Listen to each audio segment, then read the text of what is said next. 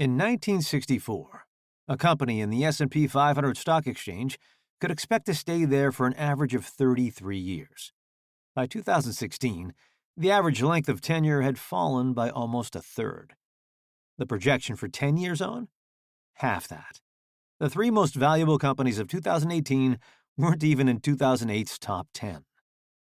Confronted with an unprecedented amount of churn and facing shortening product life cycles and expanding fields of competition, today's CEOs and chief innovation officers are under enormous pressure to find new, fast-growth revenue.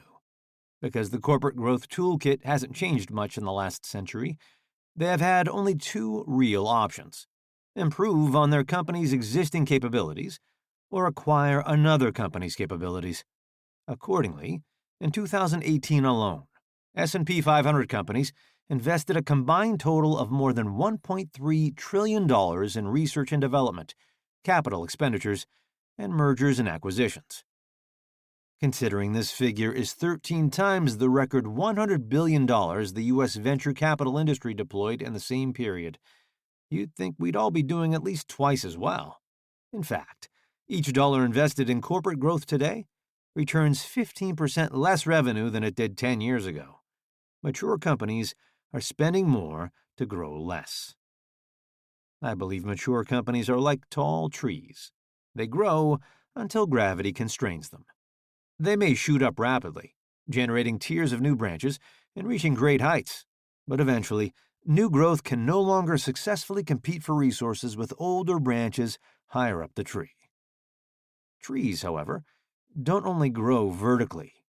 Over the last 385 million years, they have developed alternate horizontal growth systems, enabling them to become the longest-lived multicellular organism on the planet. The famously long-lived oak, once it reaches maturity, produces acorns, a method of regeneration so successful that it has become a keystone species, one on which entire ecosystems are anchored. I believe companies, likewise, confront a natural upward growth boundary. But they can also dramatically increase their longevity by developing lateral offshoot companies, by creating a forest rather than a taller tree. In this book, I argue that to survive beyond its upward growth boundary, every mature company needs to build a diversified but coherent portfolio of small, fast-growth asset companies as part of a new tree and forest horizontal growth paradigm. I call this the Acorn method.